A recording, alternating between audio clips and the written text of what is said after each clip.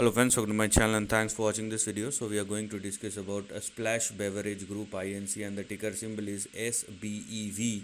Now this is the price chart which we have in front of us, and when we are looking at this particular stock, the stock has fallen quite a lot, and it has also given you a split as well, and then we have seen the stock started moving higher. So that is a good sign that this particular stock started moving higher, but the big question is, can we rely on these kind of moves? Because these moves can be extremely sharp, but the problem is instability and huge amount of volatility. So because the stock is now moving higher, it means a lot, but make sure that the stock keeps on trading and sustaining above 2.56. If it falls below that once again, you may see the resumption of a downside. Okay, that's number one. Number two, because the stock is moving higher, that's not all yet, because uh, we do have some target, but that targets have limitations. So if you are expecting something right now, then you can expect, but up to $12, because that's where you have your next big resistance on the upside.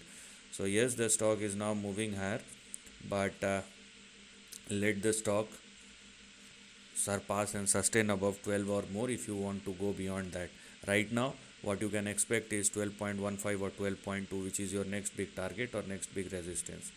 In case SBEV surpass and sustain above 12.2 or more, then in that case we have 30, we have 72. I don't want to go beyond that because these are some very big targets, but you have 21, 30, and if there is something phenomenal which will happen, then we have 40 and even 70, but that's not active. None of these levels are active.